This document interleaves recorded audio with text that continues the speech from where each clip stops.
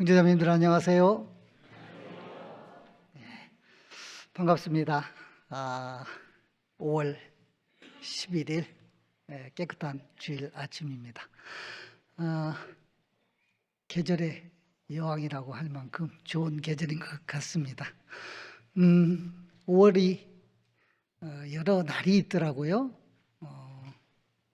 제가 쭉 공식적인 날을 세어봤더니 한 16일은 무슨 날 해서 공식적으로 그렇게 날을 정해놨던데,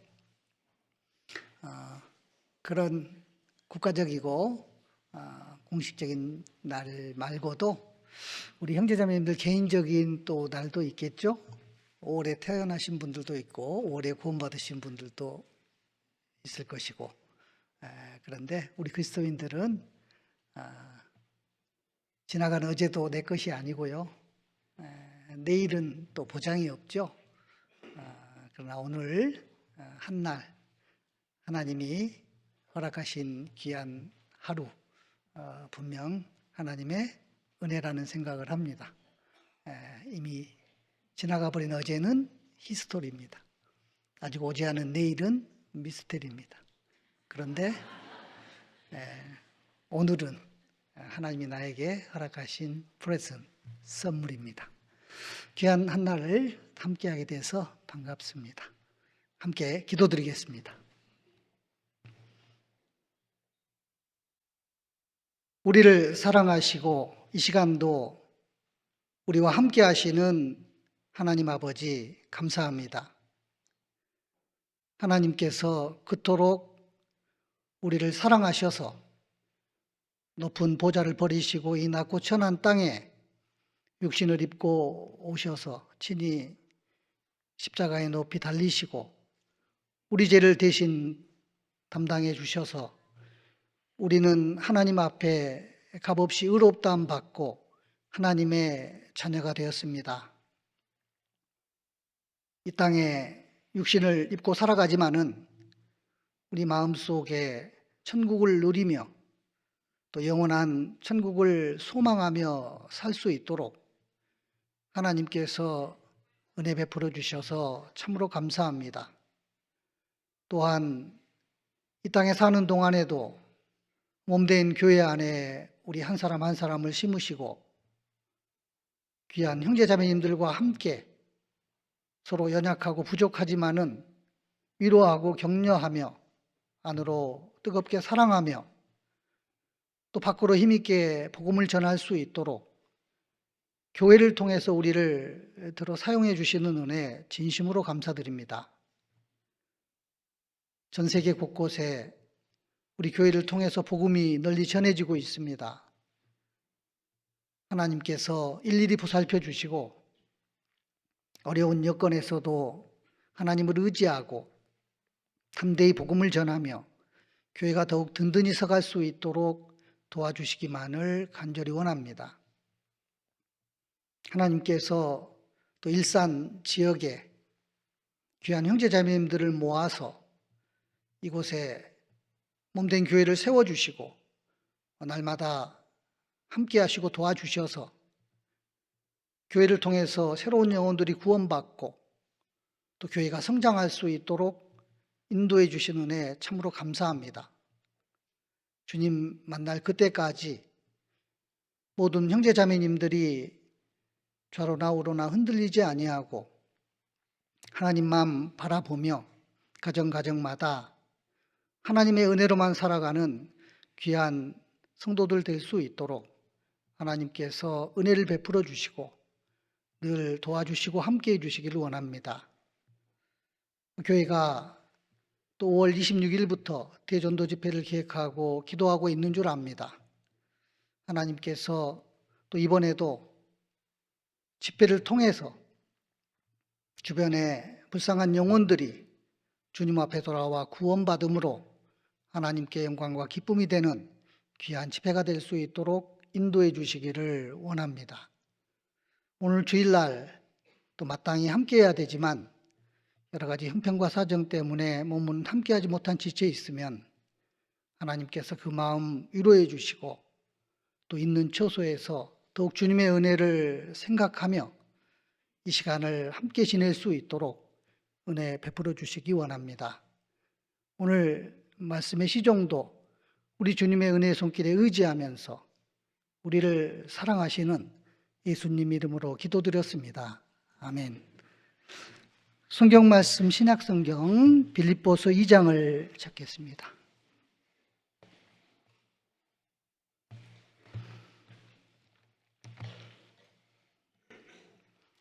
빌립보서 2장입니다.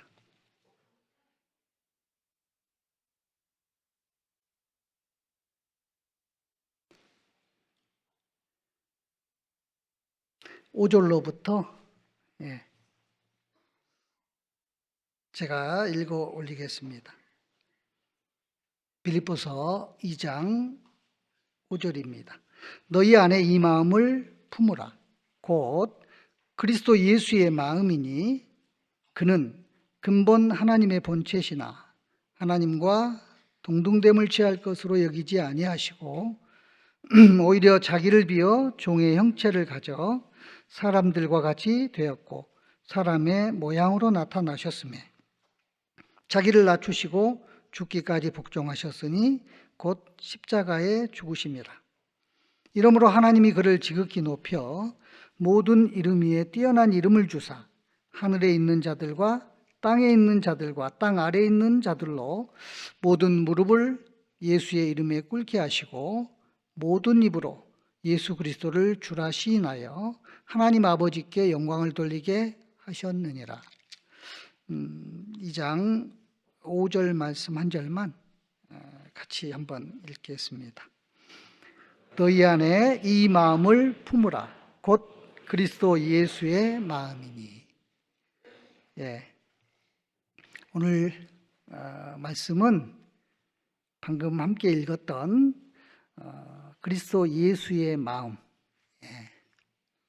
그리스도 예수의 마음을 한번 좀 생각해 보고자 이 본문 말씀을 읽었습니다. 저는 이제 여기 경기도 이천에 올 1월 달에 와서 함께 교제하고 있습니다. 이천에 오기 전에 한 5년은 전라남도 영광에서 교제하다가 이제 이천에 와서 교제를 하고 있습니다.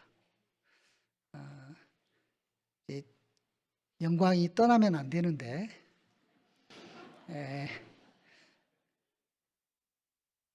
엘리 제사장의 두 아들 홈리와 비누아스가 있었죠.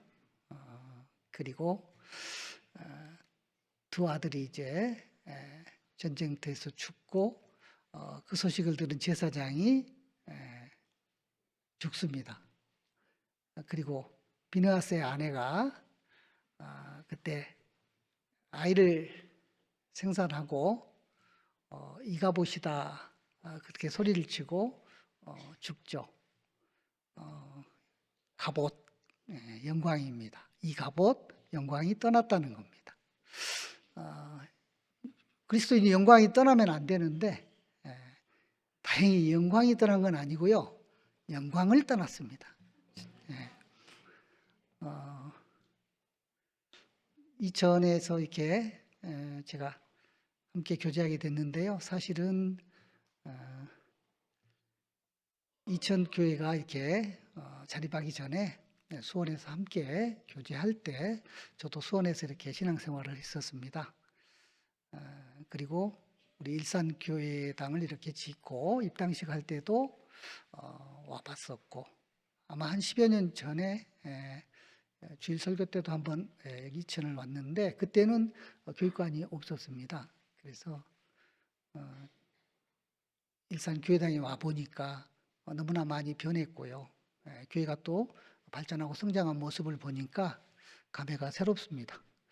아무튼 제가 한 35년 전에 우리 이제 수원에서 뭐 용인, 이천, 여주 이렇게 다 뭐 몇 분 안 되는 형제자매님들이 한 구역으로 같이 교제를 나눌 때 그곳에서 함께 교제를 했는데 생각지도 않았는데 다시 이제 이천에 가서 이제 교제를 하게 된 겁니다. 그랬더니 뭐 그때 이렇게 함께 교제했던 어르신들은 몇몇 분들은 먼저 주님 앞에 가시고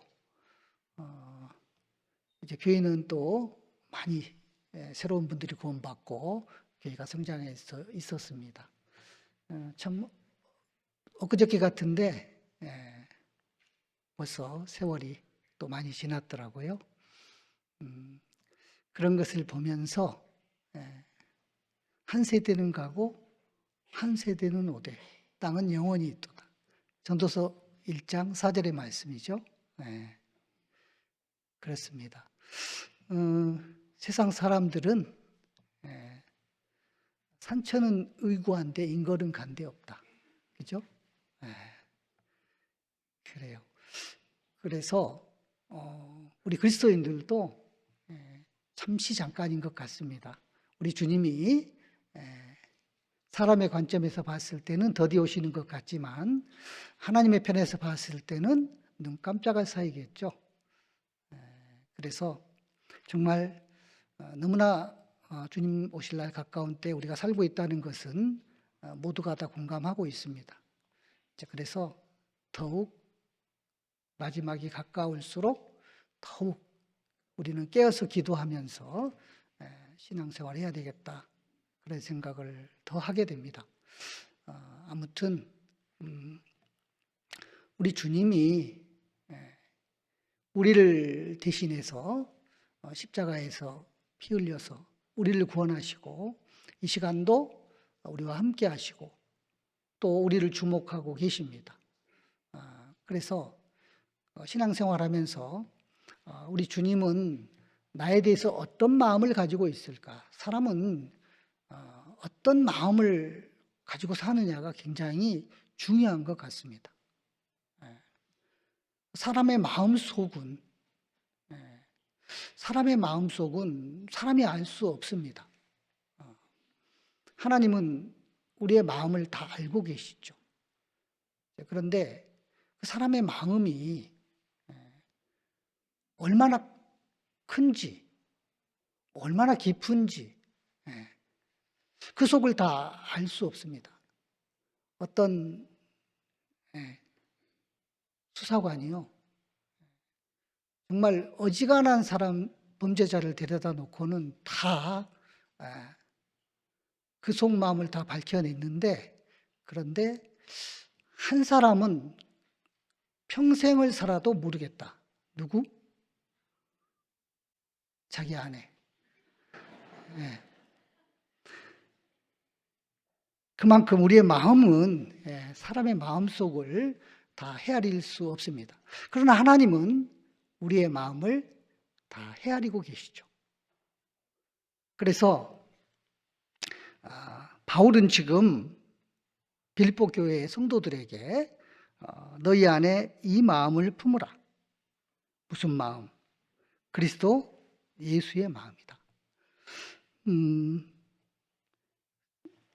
사도 바울이 신약성경 14권을 기록했는데 많은 이 서신서들 가운데 특별히 빌립보서, 우리가 잘 아는 대로 기쁨의 서신이라고 합니다. 대표적으로 빌립보서는 옥중서신입니다. 에베소서, 빌립보서, 골로새서 다 로마 감옥에 가택 연금되어 있는 상태에서 빌립보 성도들에게 보낸 편지입니다. 뭐가 그렇게 바울이 기뻐서 나는 기뻐한다고 계속 말씀을 하고 있고 또 너희들에게 기뻐하라고 그렇게 권면을 하고 있을까? 사실은 바울은 지금 복음 전하다가 감옥에 갇혀 있는 상태고 육신적으로는 많은 고난 가운데 있습니다. 그런데 역설적으로 빌립보 성도들에게 기쁨을 강조하고 있습니다. 빌립보서에 보면 적어도 18번을 기쁨이라는 단어가 계속 등장을 합니다. 기뻐하라. 내가 다시 말하노니 기뻐하라. 나는 기뻐하고 기뻐한다. 그런데 그 중에서도 가장 바울이 기뻐했던 것은 빌립보 교회를 통해서 복음이 전해졌을 때 바울은 가장 기뻐했습니다.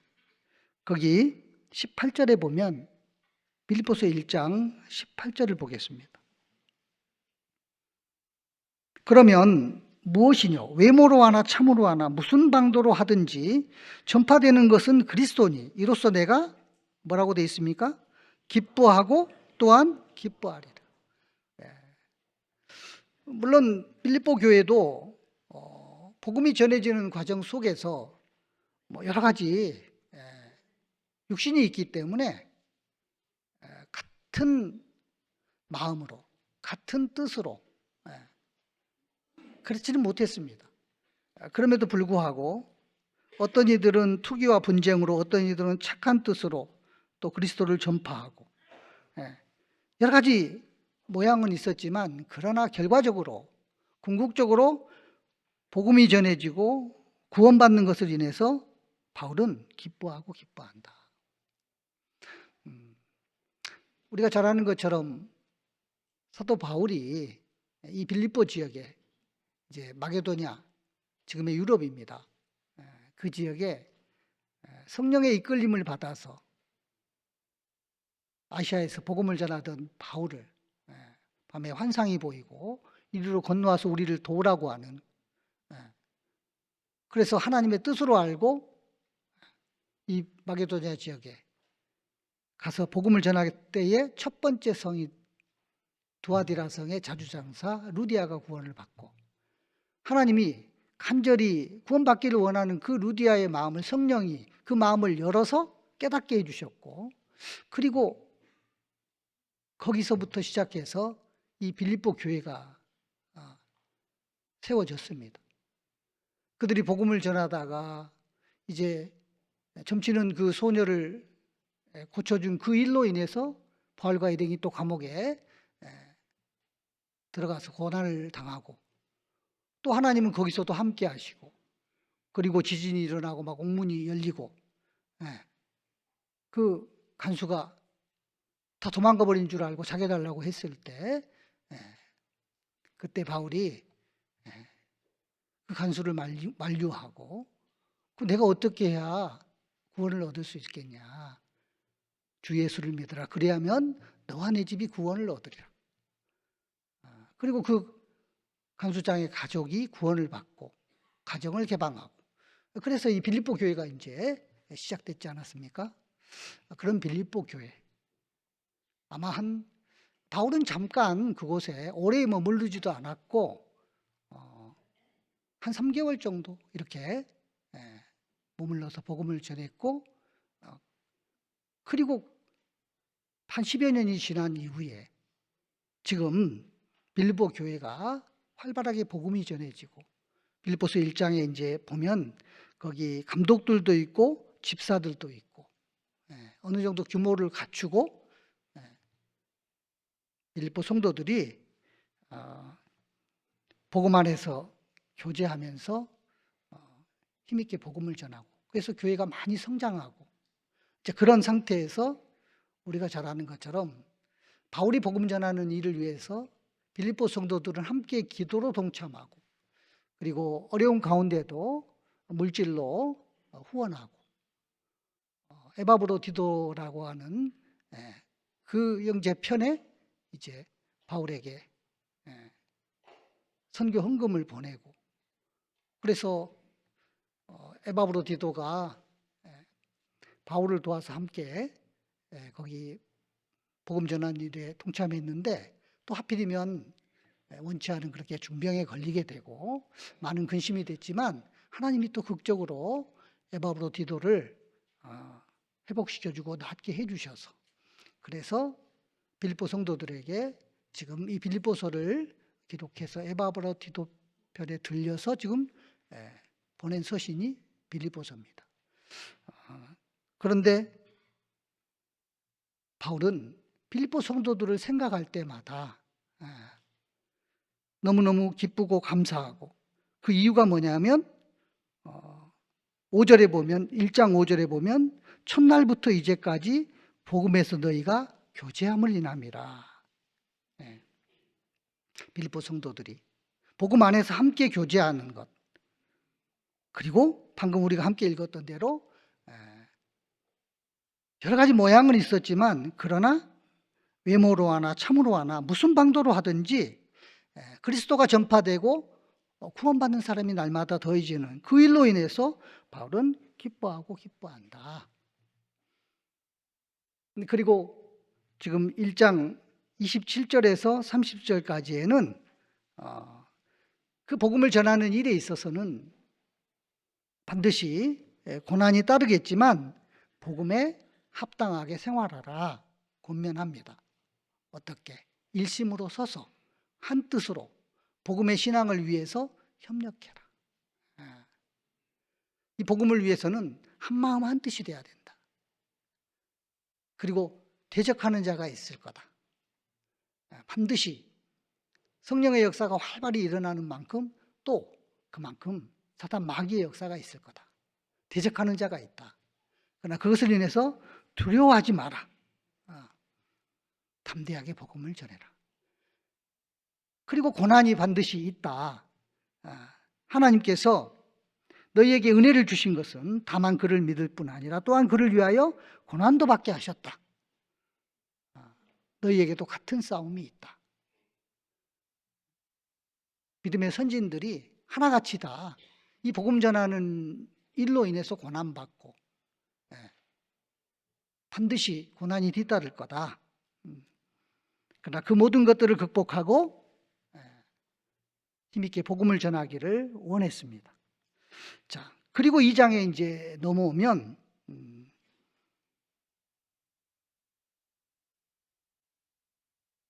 그러므로 이렇게 시작됩니다. 2장에서 1장의 모든 내용을 받고 있습니다. 그러므로 그리스도 안에서 무슨 권면이나 사랑의 무슨 위로나 성령의 무슨 교제나 긍휼이나 자비가 있거든 마음을 같이 해서 같은 사랑을 가지고 뜻을 합하며 한 마음을 품어. 계속 반복되고 있지만 같은 말입니다. 한 마음을 품어. 아무 일에든지 다툼이나 허용으로 하지 말고 오직 겸손한 마음으로 각각 자기보다 남을 낮게 여기고 각각 자기 일을 돌아볼 뿐더러 또한 각각 다른 사람들의 일을 돌아보아 나의 기쁨을 충만케 하라. 예. 근데 그 구체적인 방법이 뭐냐? 5절로부터 우리가 함께 11절까지 읽었던 이 내용입니다. 그렇게 하기 위해서는 가장 근본적인 건 뭐냐면 너희 안에 이 마음을 품어라. 그것은 그리스도 예수의 마음이다. 그리스도 예수의 마음. 성경에 예수 그리스도, 그리스도 예수 이런 표현들이 나옵니다. 우리가 아는 것처럼 그리스도, 메시아입니다. 구세주. 예수, 자기 백성을 저희 죄에서 구원할 자, 구원자. 그리스도 예수, 예수 그리스도 같은 말이죠. 우리 주님을 지칭하는 말입니다. 그런데 어떤 데서는 그리스도 예수라고 그러고 어떤 데서는 예수 그리스도라고 표현하고 있는데 대표적으로 어떤 차이점이 있을까? 성경을 유심히 읽어보면 베드로 사도는 예수 그리스도라고 지칭을 합니다. 본문을 잡아두시고 베드로 전서 1장을 한번 보겠습니다.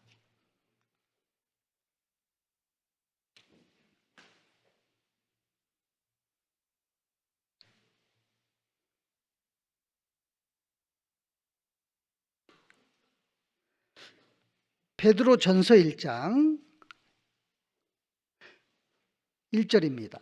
예수 그리스도의 사도 베드로는 본도, 갈라디아, 갑바도기아, 아시아와 비두니아에 흩어진 나그네 곧 하나님 아버지의 미리 아심을 따라 성령의 거룩하심으로 순종함과 예수 그리스도의 핏부림을 얻기 위하여 택하심을 입은 자들에게 편지하노니 은혜와 평강이 너희에게 더욱 많을지어다. 시작하는 문안 인사를 하면서 예수 그리스도의 사도 베드로 이렇게 지칭을 하고 있죠. 베드로후서 1장을 한번 보겠습니다.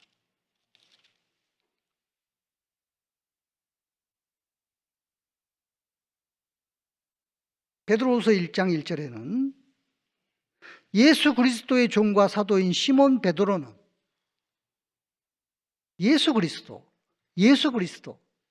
베드로 사도는 예수 그리스도라고 이렇게 말을 하고 있어요. 그런데 사도 바울은요, 에베소서 1장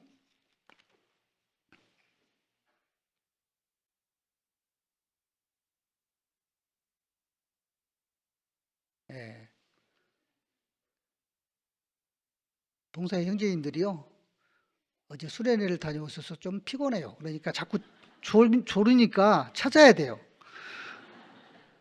에베소서 1장 1절에 하나님의 뜻으로 말미암아 뭐라고 되어 있습니까? 그리스도 예수의 사도된 바울은, 그러죠? 갈라디아서 1장 1절을 보겠습니다.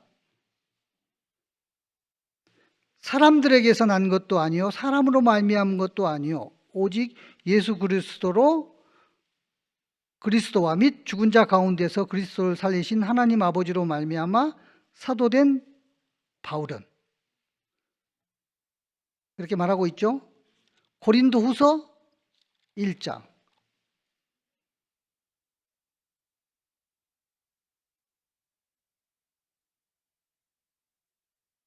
1절입니다. 하나님의 뜻으로 말미암아 그리스도 예수의 사도된 바울과 및 형제 디모데는, 죄송합니다. 고린도전서 1장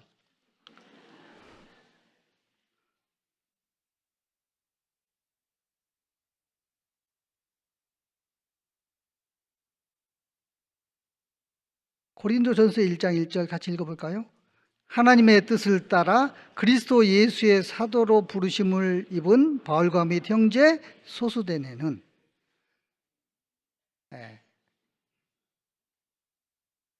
계속 이제 사도 바울이 기록한 서신서들을 쭉 읽어보면 바울은 그리스도 예수라고 표현하고 있습니다.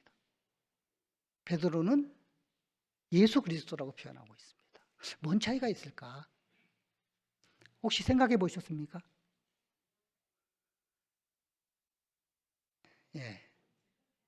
말씀드렸던 것처럼 같은 우리 주님을 지칭을 하고 있죠. 그런데 베드로는 예수님이 십자가에 못 박혀 돌아가시기 전에, 부활하시기 전에 베드로는 예수님을 만났습니다. 3년 반 동안 예수님을 따라다니면서 제자들과 함께, 예수님과 함께 먹고 마시고 동고동락하면서 함께 생활했습니다. 예수님은 우리와 똑같은 육신을 입고 이 땅에 오셨지만 예수님은 하나님 자신이잖아요. 하나님의 본체십니다. 예수님에게는 천지를 주신 창조주 하나님으로서의 신성이 있고 우리와 동일한 육신을 가지고 있는 인성이 있습니다. 그러니까 베드로는 예수님이 십자가에 못 박히기 전에 예수님을 만났고 육신적으로 인간적인 그런 인성을 가신 예수님, 그 예수님이 더 강하게 와닿았던 거예요. 그래서 예수 그리스도로 이렇게 표현을 합니다. 반면에 사도 바울은 다메섹 도상에서 예수 믿는 자들을 오해하고 핍박하고 이단시하고 그들을 잡아 죽이는 일에 앞장섰던 사도 바울, 다메섹 도상에서 부활하신 예수님을 만났잖아요. 이미 벌써 예수님이 십자가에서 못 박혀 돌아가시고 장사되고 다시 3일 만에 부활하시고 승천하신 이후에 예수님을 만난 거잖아요. 그래서 사도 바울에게 있어서는 다메섹 도상에서 만났던 그 예수님의 강렬한 인상이 먼저 와닿는 거죠. 그리고 예수님의 신성이 앞서는 겁니다. 그래서 그리스도 예수. 우리는 예수님 보지 못했습니다. 예수님 만나지 못했습니다. 그러나 성령의 도우심으로 구원을 받았습니다. 예수를 너희가 보지 못하는도다, 보나 사랑하는도다. 이제도 보지 못하나 믿고 말할 수 없는 영광스러운 즐거움으로 기뻐하니 믿음의 결국 곧 영혼의 구원을 받습니다. 예. 예수 그리스도, 그리스도 예수가 동일한 예수님을 지칭을 하고 있지만 나에게는 예수님이 바울과 같이 그리스도 예수로 더 강렬하게 와닿는가, 아니면 예수 그리스도로.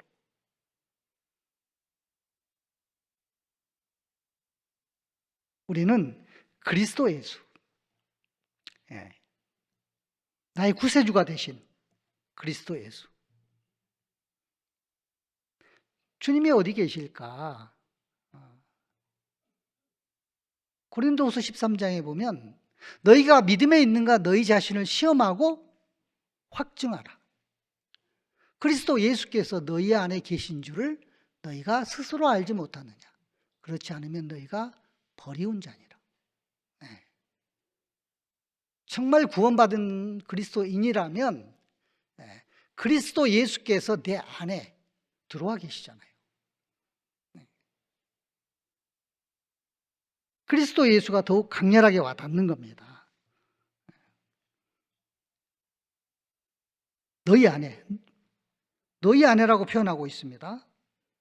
너희 안에 어디를 말하고 있을까? 물론 구원받은 그리스도인 한 사람 한 사람 속에 주님이 성령으로 들어와 계십니다. 그러나 너희 안에 계신다고 하는 표현 안에는 너와 나 사이에 주님이 계신다는 겁니다. 우리들의 관계 속에서 주님이 계신다는 거예요. 그것이 입증돼야 됩니다. 하나님은 어디 계실까? 어느 신학대학의 교수가요, 제자에게 물어봤습니다. 학생, 하나님이 어디 계시지? 당황했습니다. 하나님은 천지에 충만하십니다. 하나님은 안 계신 곳이 없습니다. 무소부재하십니다. 그런데 더 구체적으로 말하면 하나님은 너와 나 사이에 있다. 그때 깨달았습니다. 아, 그렇구나. 하나님이 안 계신 곳이 없지만, 그러나 하나님은 성령으로 내 안에 들어와 계시기도 하지만 구원받은 그리스도인 너와 나 사이에 관계 속에 주님이 계시는 거구나. 그리스도 예수께서 너희 안에 계시게 하옵시고, 우리 안에 예수님이 계셔야 합니다. 사람의 영혼은 여호와의 등불이라 사람의 깊은 속을 살피느니라. 우리의 마음속에 많은 방들이 있습니다. 말씀드린 것처럼 끝없는 많은 방들이 있어요. 넓은 방이 있고 깊은 방도 있습니다. 들어가도 끝을 알 수 없는 방이 있어요. 우리의 마음속에. 그 마음속에 무엇이 들어있을까? 무릇 지킬 만한 것보다 더욱 내 마음을 지켜라. 생명의 근원이 이에서 남입니다. 나의 마음속, 내 마음속에는 무엇이 있을까? 여러분들의 마음속에는 무엇이 자리 잡고 있나요? 베드로전서 3장을 보겠습니다. 베드로전서 3장입니다.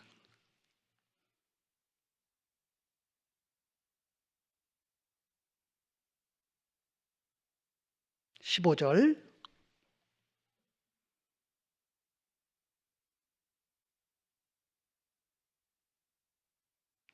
함께 읽겠습니다. 너희 마음에 그리스도를 주로 삼아 거룩하게 하고 너희 속에 있는 소망에 관한 이유를 묻는 자에게는 대답할 것을 항상 예비하되 온유와 두려움으로 하고, 너희 마음에 그리스도를 주로 삼아, 그리스도 예수, 그리스도가 나의 주인이 되어야 됩니다. 많은 사람들이 나를 구원하신 구원자, 구세주, 구원하신 그리스도는 좋아합니다. 복음을 듣고 싫어하는 사람은 없습니다. 내 죄를 예수님이 십자가에서 대신 다 죄값을 갚아주셔서 나에게는 다시는 심판이 없다고 하는 그 복음의 사실을 듣고 싫어하는 사람은 없습니다. 다 좋아합니다. 구원받은 그리스도인은 그 복음의 내용을 들을 때마다 다시 기쁨이 용솟음치고 너무너무 기쁘고 감사합니다. 그런데 그 다음에 너희 마음에 그리스도를 주로 삼아. 무슨 뜻입니까? 내 마음속에, 내 마음의 주인이 돼야 되죠. 그래서 그리스도 예수, 주 예수 그리스도, 그리스도를 주로 삼아 거룩하게 하고 너희 속에 있는 소망에 관한 이유를 묻는 자에게는 대답할 것을 항상 예비하되 온유와 두려움으로 해라. 그러니까 정말 구원받았다면 예수님이 나의 그리스도가 되시고 뿐만 아니라 나의 삶의 주인이 돼야 되죠. 내가 내 삶의 주인이 되셔야 되고 나는 주님에게 내 모든 것을 맡겨야 됩니다. 지금은 종도 없고 노예도 없습니다. 그러나 이 당시에는, 로마 시대 때는 주인이 있고 노예가 있습니다. 종이 있습니다. 종은 모든 생사 이탈권이 주인에게 있습니다.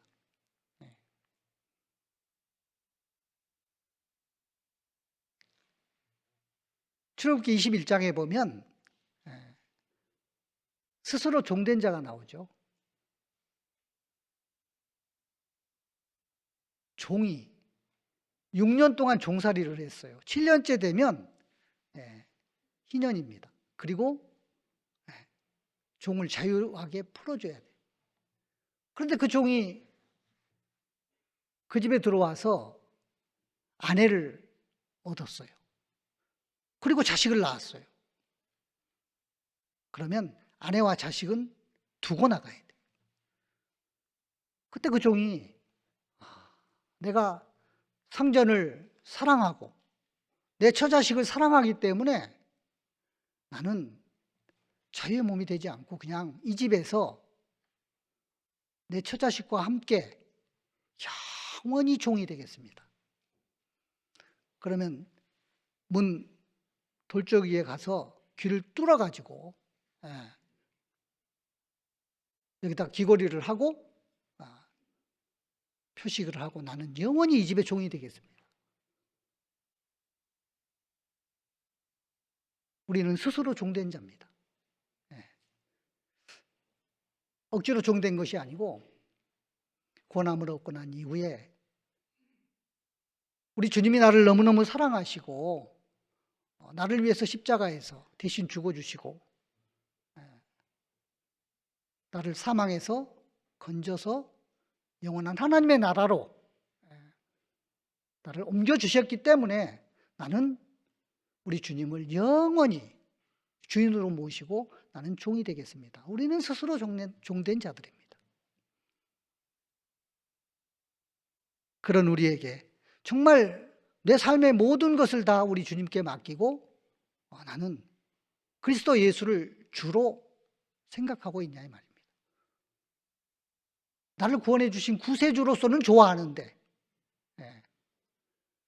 지옥 가지 않고 천국 갈 수 있도록 구원해 주신 구세주, 그리스도는 좋아하는데 나는 정말 우리 주님을 내 삶의 주인으로 모시면서 내 모든 크고 작은 모든 결정권을 주님에게 맡기고 살아가고 있냐 이겁니다.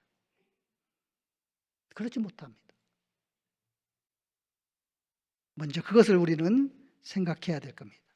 내 안에 무엇이 자리 잡고 있을까?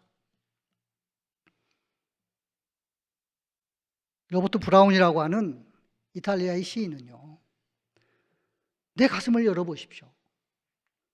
내 가슴에는 이탈리아라는 글자가 새겨져 있을 겁니다. 우리나라 일제 36년 동안에 우리 독립을 위해서, 우리나라의 독립을 위해서 첫째도 독립, 둘째도 독립, 셋째도 독립, 오직 목숨을 걸고 했던 것처럼 이탈리아의 애국자인 로버트 브라운은 내 가슴을 열어봐라. 그 속에는 이탈리아라는 글자가 새겨져 있을 거다. 그렇다면 구원받은 여러분과 저는 내 가슴을 열어보십시오.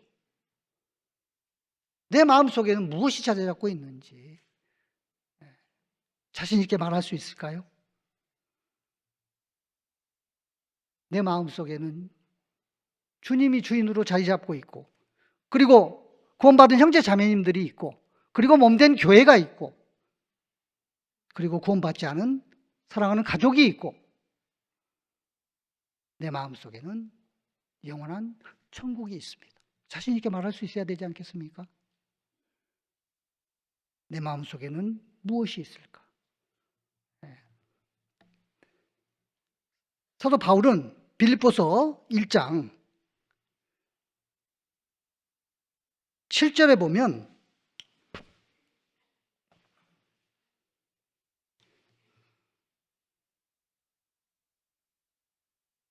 빌립보서 1장 7절에 내가 너희 무리를 위하여 이와 같이 생각하는 것이 마땅하니 이는 너희가 뭐라고 되어 있습니까?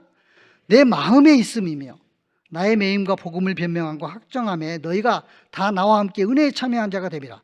내가 예수 그리스도의 심장으로 너희 무리를 어떻게 사모하는지 하나님이 내 증인이시니라. 바울의 마음속에 빌립보 성도들, 그들이 너희가 내 마음에 있다. 그리고 예수 그리스도의 심장으로 너희 무리를 사모한다. 내 마음속에는 무엇이 자리 잡고 있을까? 늘 생각해 봐야 됩니다. 그리고 오늘 본문의 말씀에서 그리스도 예수의 마음이다 그랬습니다. 너희 안에 이 마음을 품으라. 곧 그리스도 예수의 마음이다. 그 그리스도 예수의 마음은 무슨 마음이었을까? 겟세마네 동산에서 예수님은 십자가를 눈앞에 두고 땀방울이 핏방울이 되도록 기도했습니다. 제자들을 기도하라고 하고 혼자 멀리 가서 우리 주님은 하나님 앞에 간절히 눈물로 기도를 했습니다. 그리고 돌아와 보니까 또 제자들이 또 졸고 있었어요. 한시도 깨어 있을 수 없다냐. 깨어서 기도해라. 그리고 또 가서 기도하고 또 오니까 또 자고 있고, 이제 세 번째는 자, 일어나서 함께 가자. 때가 됐습니다. 그리고 우리 주님이 십자가를 지신 겁니다. 그때 십자가상에서 예수님이 십자가상에서 딱 7마디 말씀을 하셨어요. 그래서 그것을 가상칠언이라고 그러죠. 우리 주님은 뭐라고 하셨을까? 누가복음 23장을 가보겠습니다. 누가복음 23장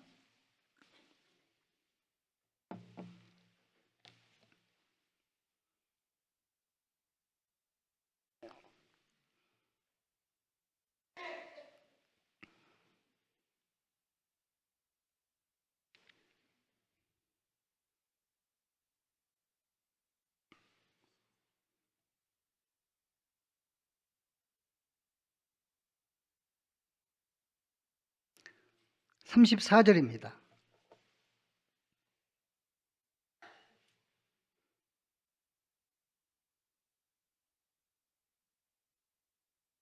이에 예수께서 가라사대 아버지여 저희를 사하여 주옵소서 자기 하는 것을 알지 못함이니라 하시더라. 아버지여 저희를 사하여 주옵소서. 네. 우리 주님을 알아보지 못해서 천지를 지으신 창조주 하나님인데 그 주님의 얼굴에 침을 뱉고 뺨을 치고 갖은 모욕을 하고 그런 사람들을 향해서 우리 주님은 아버지여 저희를 사하여 주옵소서 자기 하는 것을 알지 못함이니이다. 우리 주님이 어떤 죄인도 회개하고 돌이키면 그 죄를 사해 주시고 받아주실 것을 말씀을 하고 있지 않습니까? 끝까지 용서하심을 가르쳐 주셨습니다. 원수도 사랑하라고, 너희를 핍박하는 자를 위해서 기도하라고. 베드로가 물어봤습니다. 나에게 죄를 지어서 사람이 있으면 몇 번이나 용서해 주겠습니까? 7번씩 하리까? 아니, 70번에 7번씩이라도 하라. 끝없이 용서하라는 거죠. 그것이 그리스도 예수의 마음입니다. 빌레몬서 1장에 보면 빌레몬의 종이었던 오네시모가 주인의 물건을 훔쳐서 도망을 가게 됩니다. 당시에는 말씀드렸던 것처럼 노예, 종은 주인의 허락 없이 주인에게서 도망을 가면 그 자체가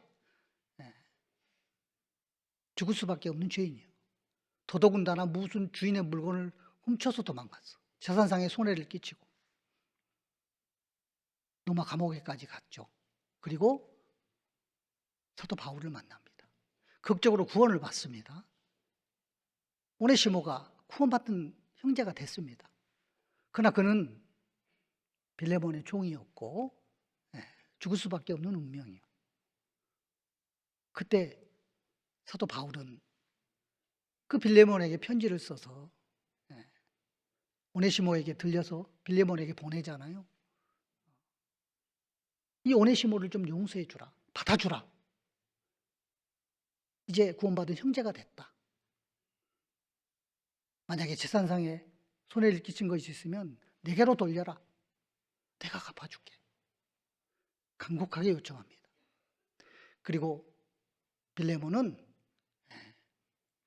사도 바울의 그 요청을 받아들이고 오네시모를 용서해주고 받아줍니다. 골로새 교회의 일꾼이 됩니다. 도저히 사람은 용서할 수 없는 그것을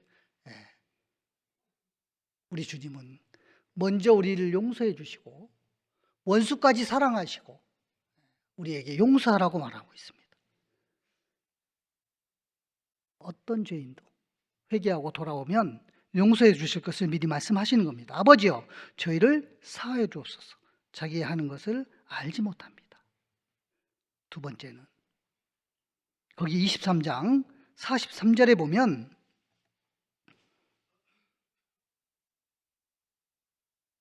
예수께서 이르시되 내가 진실로 내게 이르노니 뭐라고 되어 있습니까? 오늘 내가 나와 함께 낙원에 있으리라.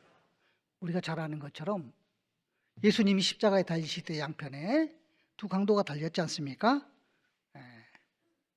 같이 막 예수님을 비난했습니다. 그런데 한편 강도는 마지막 순간에 돌이켰습니다. 예수여, 당신의 나라에 임하실 때 나를 좀 생각해 주십시오. 예수님은 그 자리에서 받아줬습니다. 오늘 네가 나와 함께 낙원에 있으리라. 우리 주님의 은혜입니다.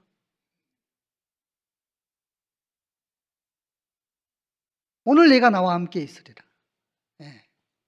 지금도 우리 주님은 모든 사람이 구원받기를 간절히 원하시고 그 마음이 주님 앞에 돌이키기를 원하시고 그 순간을 포착하시고 어떻게 살아왔던지 얼마나 큰 죄인이든지 묻지 않습니다. 하나님 앞에 돌이키는 그 순간을 우리 주님은 놓치지 않습니다. 그리고 그 자리에서 건져주시죠. 오늘 네가 나와 함께 낙원에 있으리라. 그것이 우리 주님의 마음입니다. 세 번째는 요한복음 19장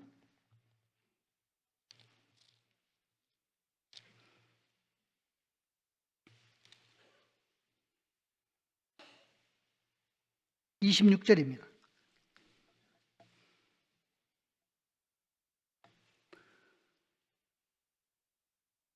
요한복음 19장 26절입니다. 예수께서 그 모친과 사랑하시는 제자가 곁에 섰는 것을 보시고 그 모친께 말씀하시되 뭐라고요? 여자여 보소서 아들이니이다. 우리가 잘 아는 것처럼 육신의 모친이지만 그 마리아를 사도 요한과 연결해 주면서 십자가상에서 여자여 보소서 아들이니이다. 새로운 가족관계를 묶어줍니다. 에베소서 2장 19절에 보면 그러므로 이제부터는 너희가 외인도 아니요 손도 아니요 오직 성도들과 동일한 시민이요 하나님의 권속이다. 구원받은 한 사람 한 사람 하나님께서 피값으로 사셔서 몸된 교회 안에 심으시고 그리고 우리를 가족으로 묶어주셨습니다. 우리 주님의 마음입니다. 새로운 가족이 됐습니다. 안으로 뜨겁게 피차 사랑하라. 새 계명을 주노니 서로 사랑하라. 내가 너희를 사랑한 것 같이 서로 사랑하라.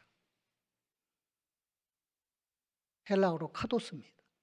뭐뭐처럼 뭐뭐같이 예수님처럼 예수님 같이 예수님이 자기 목숨을 내어주시고 그리고 제자들의 발을 씻겨주시고 내가 이렇게 했던 것처럼 내가 이렇게 했던 것 같이 서로 사랑하라. 그러면 너희가 내 제자인 줄 알 거다. 그것이 우리 주님의 마음입니다. 네 번째는 마태복음 27장을 보겠습니다.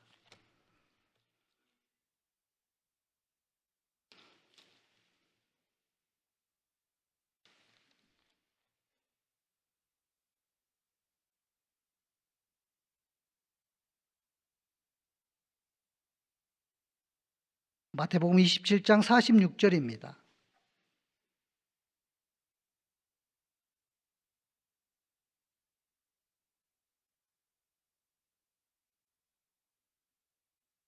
제9시 즈음에 예수께서 크게 소리질러 가라사대 엘리 엘리 라마 사박다니 하시니 이는 곧 나의 하나님 나의 하나님 어찌하여 나를 버리셨나이까 하는 뜻이라. 우리가 아는 것처럼 시편 22편에 예수님이 어떻게 십자가에서 우리의 죄삭을 갚아주시고 운명하실지 자세히 미리 예언하셨습니다.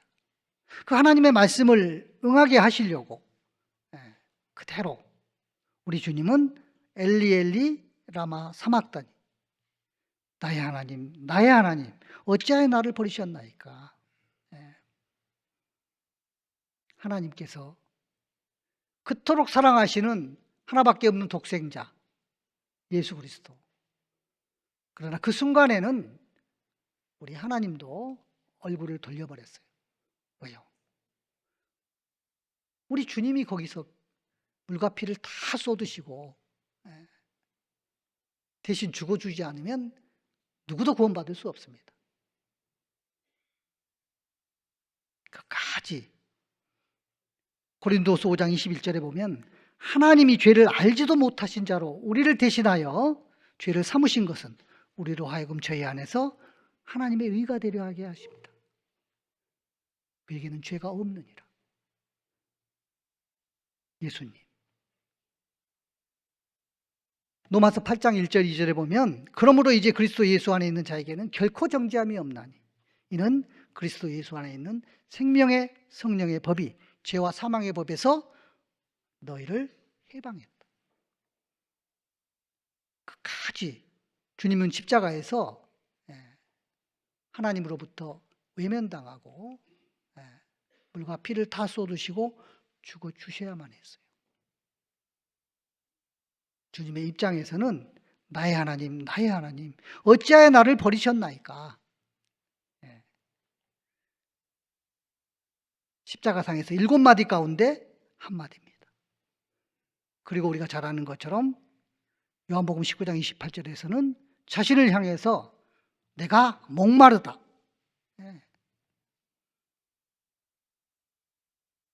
요한복음 4장에 보면 사마리아의 그 수가라고 하는 동네, 그 우물가에서 그 죄 많은 여인이 예수님을 만납니다.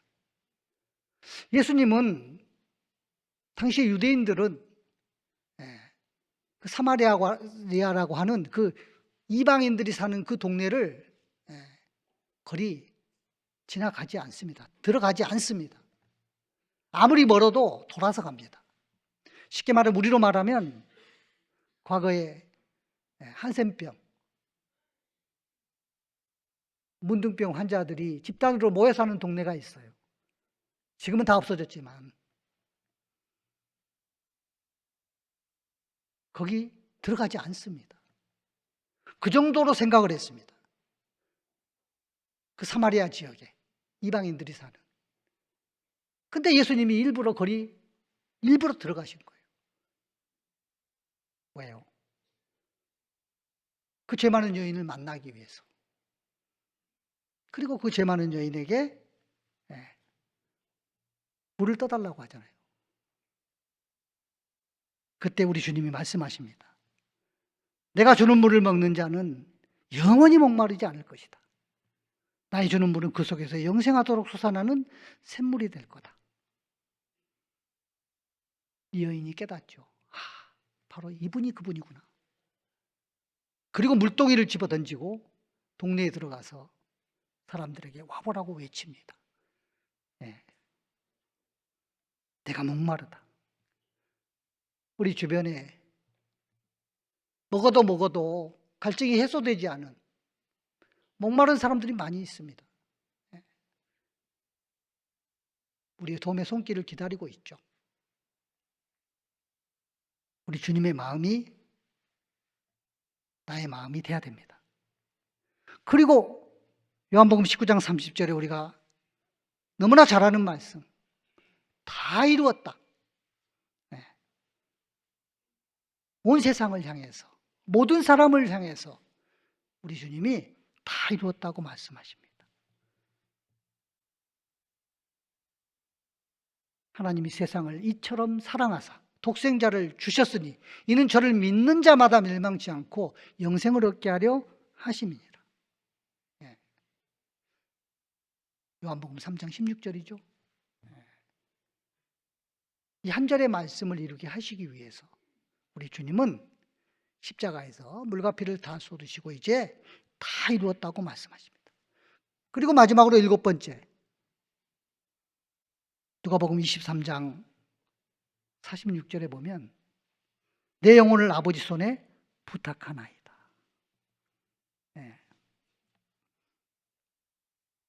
7마디 말씀을 하셔요. 예수님이 십자가상에서 그 7마디 말씀을 하신 그 한마디 한마디를 묵상해 보면 그리스도 예수의 마음이 어떤 마음인지 조금은 엿볼 수가 있습니다. 우리 주님의 마음을 우리가 어떻게 다 알겠어요? 그러나 우리 주님이 십자가상에서 7마디 말씀을 하신 그 말씀을 통해서 어렴풋이 주님의 마음을 생각해 볼 수 있습니다. 히브리서 12장 2절에 보면 믿음의 주요 또 온전케 하신 이인 예수를 바라보자. 예수님을 바라보자. 갈라디아서 6장 14절을 찾겠습니다.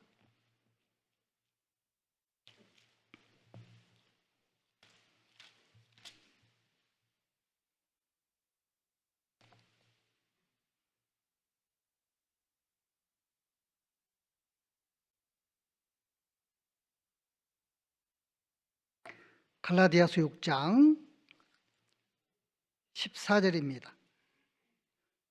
함께 읽겠습니다. 그러나 내게는 우리 주 예수 그리스도의 십자가 외에 결코 자랑할 것이 없으니 그리스도로 말미암아 세상이 나를 대하여 십자가에 못 박히고 내가 또한 세상을 대하여 그러하니라. 십자가 외에는 결코 자랑할 것이 없다. 그렇습니다. 우리의 마음이 그리스도 예수의 마음이 되기 위해서는 나 또한 십자가에 못 박혀야 되겠죠. 내가 그리스도와 함께 십자가에 못 박혔나니 그런즉 이제 내가 산 것이 아니오 내 안에 그리스도께서 사신 것이라. 내가 육체 가운데서 사는 것은 나를 위하여 자기 몸을 버리신 하나님의 아들을 믿는 믿음 안에서 사는 거다. 그리스도 예수의 마음. 조금 더 구체적으로 그리스도 예수의 마음, 우리 주님의 마음은 어떤 마음이었을까? 우리가 잘 아는 것처럼 예수님이 이 땅에 오셔서 나는 어떤 사람이다, 나는 어떤 존재다, 자신을 직접적으로 설명한 것은 마태복음 11장 29절밖에 없습니다.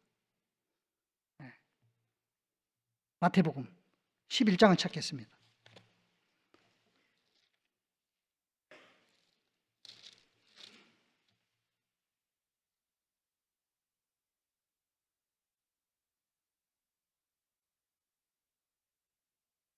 마태복음 11장 28절로부터 제가 읽겠습니다. 수고하고 무거운 짐진 자들아 다 내게로 오라. 내가 너희를 쉬게 하리라. 나는 마음이 온유하고 겸손하니 나의 멍에를 메고 내게 배우라. 그러면 너희 마음이 쉼을 얻으리니 이는 내 멍에는 쉽고 내 짐은 가벼움이라 하시니라. 십자가상에서 7마디 말씀을 하신 그 말씀을 통해서는 우리가 간접적으로 우리 주님의 마음을 엿볼 수 있는 것이고 직접적으로 우리 주님이 나는 어떤 존재다 직접적으로 표현하신 것은 바로 이 말씀밖에 없어요. 29절의 말씀, 나는 마음이 온유하고 겸손하다. 우리 주님의 마음은 온유하고 겸손한 마음입니다.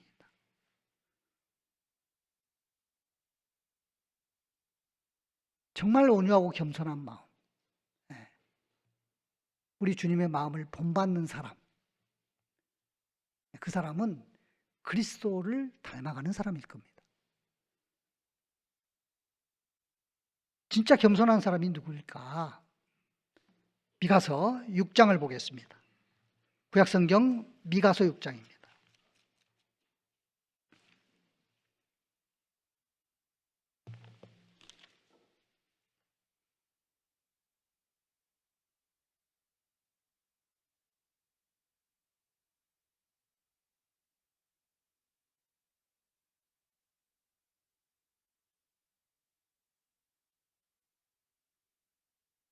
미가서 6장 6절로부터 보면 내가 무엇을 가지고 여호와 앞에 나아가며 높으신 하나님께 경배할까? 내가 번제물 1년 된 송아지를 가지고 그 앞에 나아갈까? 여호와께서 천천의 수양이나 만만의 강수 같은 기름을 기뻐하실까? 내 허물을 위하여 내 맏아들을, 내 영혼의 죄를 인하여 내 몸에 열매를 드릴까? 8절 같이 읽겠습니다. 사람아, 주께서 선한 것이 무엇임을 내게 보이셨나니 여호와께서 내게 구하시는 것이 오직 공의를 행하며 인자를 사랑하며 겸손히 내 하나님과 함께 행하는 것이 아니냐. 무슨 말입니까? 정말 하나님을 경배하는 것. 구약시대 때 1년 된 그 수송아지, 그 번제물을 가지고 하나님 앞에 나아가는 거, 천천의 수양이나 만만의 강수 같은 기름? 아니다. 내 맏아들을 당시에는요, 자식을 잡아서 하나님께 제물로 드리는 그런 일을 행하던 때예요. 그러니까 그 모든 것들을 하나님께 드리는 것보다 사람아, 주께서 선한 것이 무엇임을 내게 보이셨나니 여호와께서 내게 구하시는 것이 오직 공의를 행하며 인자를 사랑하며 겸손히 내 하나님과 함께 행하는 것. 가장 겸손한 것은 무엇일까? 나는 마음이 온유하고 겸손하다 그랬는데 우리 주님의 마음, 주님이 가장 귀하게 여기시는, 주님이 가장 크게 여기시는, 주님이 가장 선하게 여기시는, 지금도 주님이 일하고 계시는 그 일에 함께 동참하는 것, 함께 행하는 것. 우리 주님은 십자가에서 못 박혀 돌아가시고 장사된 지 3일 만에 다시 부활하시고 승천하셨습니다. 그리고 지금도 하나님 우편에 앉아 계시고 우리를 위해서 간구하고 계시고 그리고 성령으로 우리 안에 들어와 계시고 너와 나 사이에 함께하고 계시고 우리 안에 역사하고 계시잖아요. 지금도 우리 주님은 일하고 계십니다. 육신을 입고 이 땅에 오셔서도 우리 주님은 쉴 틈 없이 내가 전도하기 위해서 왔다.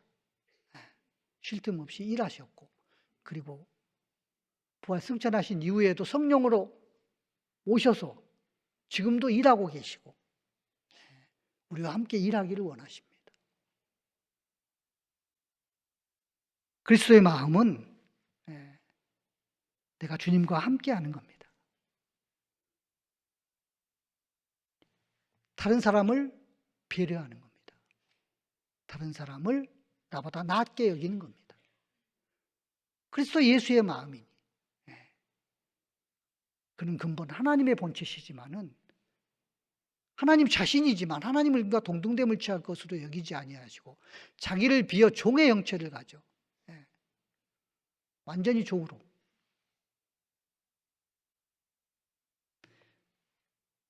구원받고 나서 정말 다른 형제 자매님들을 나보다 낫게 여기고 존경하고 존중하는 마음을 가지고 그렇게 사랑하고 있을까? 아니면 여전히 육신이 있어서 내 속에 교만한 마음이 있어서 아무리 누가 뭐라고 그래도 그래도 나는 나야. 굴복하지 않습니다. 다른 사람? 원래 우리는 누구를 배려하고 다른 사람을 위해서 내가 희생하고 더 나아가서 다른 사람을 사랑하고 그럴 수 없는 존재들입니다. 구원받은 이후에도 여전히 우리 육신은 안 됩니다. 그런데 우리가 잘 아는 것처럼 정말 요셉이요. 요셉이 형들의 미움을 받아가지고 애굽에 노예로 팔려가잖아요. 그리고 결국에는 총리 대신이 되고 민족을 구원합니다. 요셉이 보면은요, 야곱의 총애를 받아요. 채색 옷을 입고 따로. 그리고 그때는요, 자기밖에 몰라. 그래서 자기가 꿈꾼 것을 형들한테 막 이야기하고, 그리고 형들의 잘못을 아버지한테 일러 바치기도 하고요.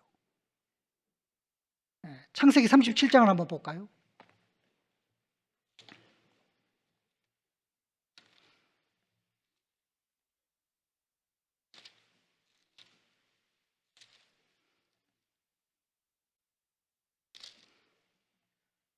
창세기 37장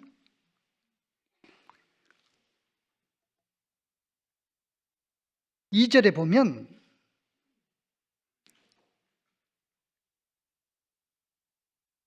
야곱의 약전이 이러하니라. 요셉이 17세의 소년으로서 그 형제와 함께 양을 칠 때에 그 아비의 첩 비라와 실바의 아들들로 더불어 함께 하였더니 그가 뭐라고 되어 있습니까? 그들의 과실을 아비에게 고하더라. 그죠? 네. 야곱이 특별히 우리가 아는 것처럼 사랑하는 라헬에게서 태어난 요셉을 특별히 사랑했어요. 편애했어요. 따로 채색 옷을 입혔어요. 그리고 그렇게 특별 대우를 받던 요셉, 자기밖에 모르는 거예요. 그때는 자기 형들의 과실을 아버지에게 갖다가 고자질하고 그런 상태. 자, 그런 요셉이 이제 우리가 아는 것처럼 애굽의 종으로 팔려가고 그리고 보디발의 집에서 보디발의 아내에게 모함을 받고 감옥에 들어가고 같은 고난을 다 당하고 그리고 결국에는 총리 대신이 되기까지 많은 고난의 세월이 있었죠. 형들에게 배신을 당하고 정말 그렇게 했을 때 얼마나 마음의 상처가 됐겠어요.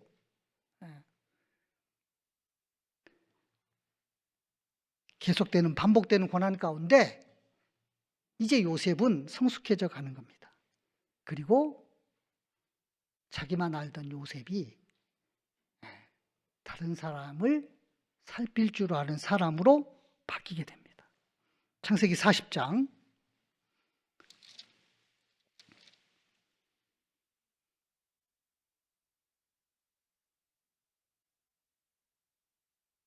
5절입니다. 옥에 갇힌 애굽 왕의 술 맡은 자와 떡 굽는 자 두 사람이 하룻밤에 꿈을 꾸니 각기 목조가 다르더라. 아침에 요셉이 들어가 보니 그들에게 근심빛이 있는지라. 요셉이 그 주인의 집에 자기와 함께 갇힌 바로의 관원장에게 묻되 당신들이 오늘 어찌하여 근심빛이 있나이까. 우리가 잘 아는 것처럼 술 맡은 관원장, 떡 맡은 관원장 두 사람이 들어왔고 꿈을 꾸었고 그것에 대해서 해몽을 해줬고 결국은 요셉이 해몽한 대로 떡 맡은 관원장은 목이 달아서 달아나서 죽었고 그리고 술 맡은 관원장은 다시 복직이 돼서 왕을 섬기게 되죠. 결국은 시간이 지난 다음에 그 술 맡은 관원장이 왕에게 말해서 요셉을 감옥에서 데려오게 하고 그리고 꿈을 해몽하고 7년 흉년, 7년 풍년, 7년 흉년을 해몽을 해주고 애굽의 총리 대신이 되잖아요. 그리고 흉년이 들었을 때 자기 형들이 오잖아요. 양식을 사러. 그래서 이스라엘 민족을 구원하게 되는데 그때 지금 우리가 보았던 창세기 40장 6절에서 아침에 요셉이 들어가 보니 그들에게 근심빛이 있는지라. 자기밖에 모르던 요셉이 다른 사람을 생각하고 그들을 살피고 그런 사람으로 바뀌지 않습니까? 우리는요, 구원받고 난 이후에 함께 신앙생활하면서 자기밖에 몰라. 여전히 그런 그리스도인이 내 주변의 형제 자매님들을 돌아볼 줄 알고 다른 형제 자매님들을 살필 줄 알고 더 나아가서 다른 형제 자매님들을 나보다 낫게 여기고 섬길 줄 아는 사람으로 바뀌어 나가는 거죠. 그것이 그리스도 예수의 마음입니다. 더 나아가서 이제 구원받지 못한 나의 가족들, 나의 이웃들, 다른 영혼을 생각할 줄 아는 사람으로 바뀌어 나가는 겁니다. 그리스도 예수의 마음입니다.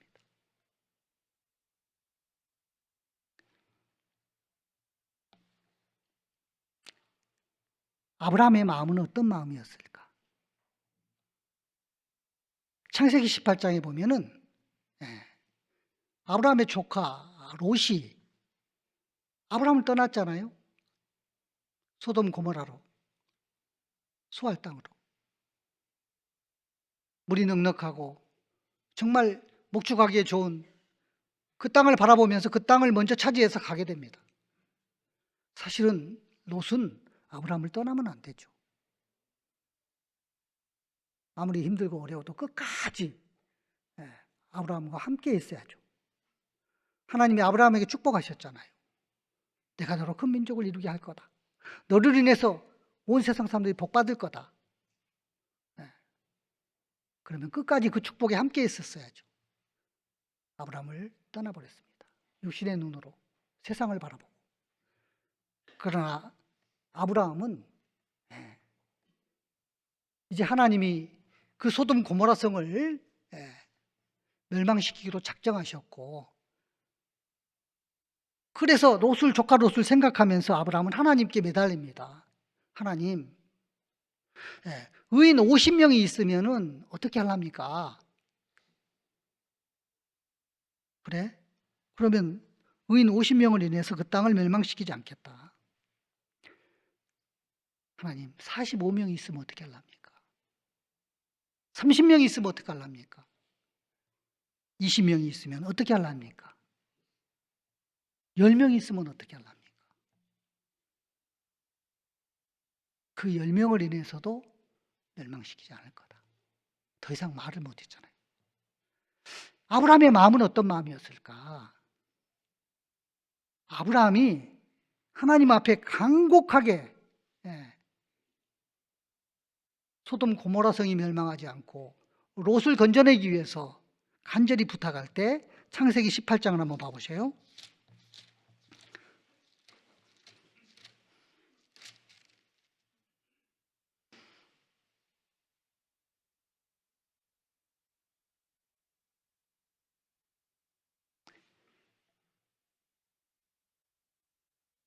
창세기 18장에 보면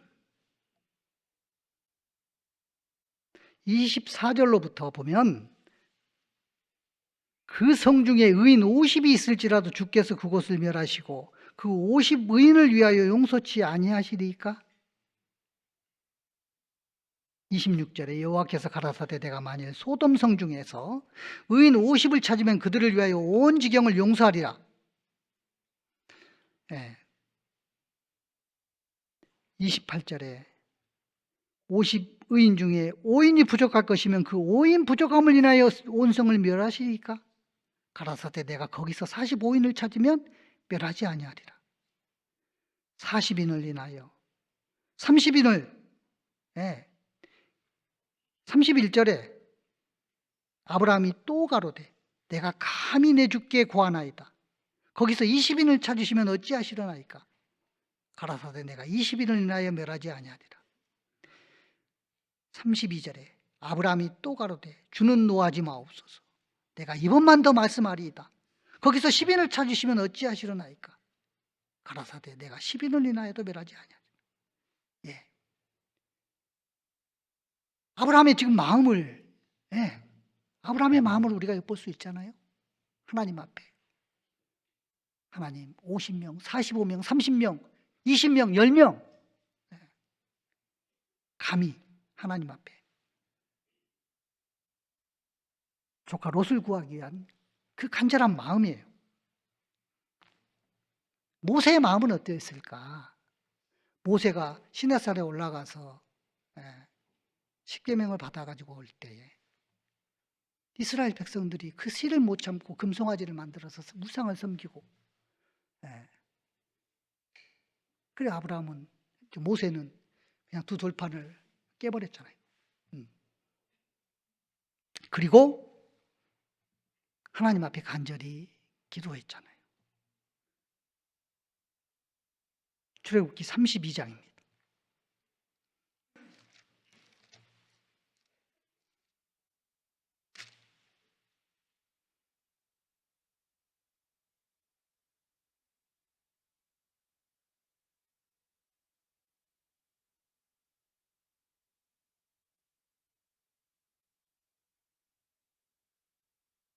모세가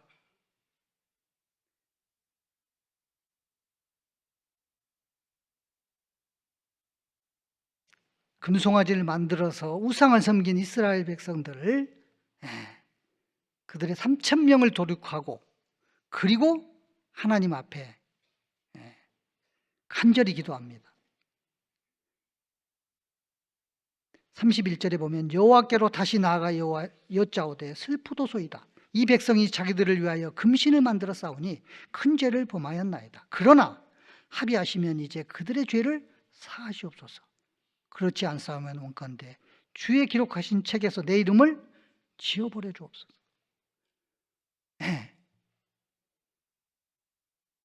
하나님께 간절히 용서를 구하면서 그러면서 정말 이스라엘 백성들을 용서해 주기를 원하는 그 마음을 만약에 그렇지 않으면 주의 기록하신 책에서 내 이름을 지워버려 주세요. 지워버리면 안 되죠. 그만큼 간절한 마음이, 그 마음이 모세의 마음이었어요. 다윗의 마음은요, 우리가 아는 것처럼 다윗은 하나님의 마음에 합한 자였어. 그리고 다윗이 압살롬의 반역을, 자기 아들에게 반역을 당해가지고 맨발로 도망갈 때 그 순간에 시므이라고 하는 사람이 나타나가지고 비로 앉아요 가거라 하면서 저주를 퍼부었잖아요. 그때 저걸 당장 가서 목을 쳐버릴까요? 아니다. 놔둬라. 하나님께서 나의 원통함을 감찰하실 것이고 오늘날 그 저주 까닭에 선으로 내게 갚아줄 거다. 그 다윗의 마음, 그 마음은 끝까지 인내하고 선으로 악을 갚는 그 온유한 마음, 그 마음은 우리 주님의 마음입니다. 에레미야의 마음은 어떤 마음이었을까요? 이스라엘 백성들이 하나님 앞에 계속해서 불순종하고 그래서 그들이 다 돌이키기를 간절히 원하는 그 동족의 구원을 바라는 마음. 에레미야 20장 9절 우리가 잘 아는 대로 내가 다시는 여호와의 이름으로 선포하지 아니라 하면 내 중심이 불붙는 것 같아서 답답해서 견딜 수 없다. 그 마음은 우리 주님의 마음입니다. 바울의 마음은 어떤 마음이었을까요? 로마서 9장 한 군데 찾아보겠습니다.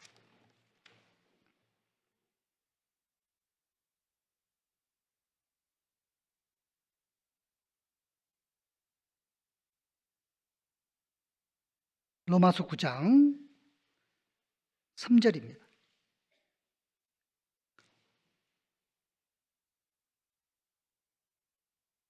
한 절만 같이 읽겠습니다. 나의 형제 곧 고륙의 친척을 위하여 내 자신이 저주를 받아 그리스도에게서 끊어질지라도 원하는 바로라. 내 고륙의 친척, 내 형제, 내 동족들의 구원을 생각하면서 이방인들에게 복음을 전하면 잘 받아들이는데 정작 유대인, 하나님의 선민, 거룩한 백성, 이스라엘, 그들은 예수 그리스도를 알아보지 못했습니다. 그리고 배척하고 받아들이지 않는 거죠. 그런 이스라엘 백성들을 향해서 나의 형제 곧 고륙의 친척을 위하여 내 자신이 저주를 받아 그리스도에서 끊어질지라도. 그리스도에서 끊어지면 안 되죠. 근데 그 절박한 심정을 이렇게 표현한 거죠. 차라리 내가 그리스도에게서 끊어지면 지옥 가야 되잖아요. 그럴지라도 우리 동족이 구원받기를 원하는 그 간절한 마음, 그 그리스도 예수의 마음이죠. 너희 안에 이 마음을 품으라. 곧 그리스도 예수의 마음이니 그렇습니다. 26일부터 대전도 집회가 시작됩니다. 그렇죠? 어떤 마음으로 함께 참여해야 될까? 어떤 마음으로 영혼을 인도해야 될까? 그리스도 예수의 마음입니다. 그리스도 예수의 마음을 가지고 사랑하는 가족들, 이웃들, 그들을 주님 앞으로 인도하고, 그리고 그 마음을 가지고 함께 참여하고 함께 복음을 전해야 되겠습니다. 기도하겠습니다. 우리를 사랑하시는 하나님 아버지, 감사합니다. 벌레만도 못한 나를 위해서 천지를 지으신 창조주 하나님이 이 땅에 오셔서 십자가에서 물과 피를 다 쏟으시고 나를 구원해 주셨습니다. 우리 주님은 구원받은 이후에도 나와 함께 하시고, 내가 주님의 마음을 가지고 복음을 전하며 주님 섬기며 형제 자매님들을 섬기고 교회를 섬기며 살아가기를 원하시는 줄 압니다. 그리스도 예수의 마음을 가지고 다가오는 대전도 집회에 함께 참여할 수 있도록 해주시고, 우리의 삶이 그리스도 예수의 마음을 닮아가는 삶이 될 수 있도록 도와주시기를 원합니다. 모든 것 전능하신 하나님께 의지하면서 우리를 사랑하시는 예수님 이름으로 기도드렸습니다. 아멘. 찬송 같이 하시겠습니다. 찬송가 507장입니다.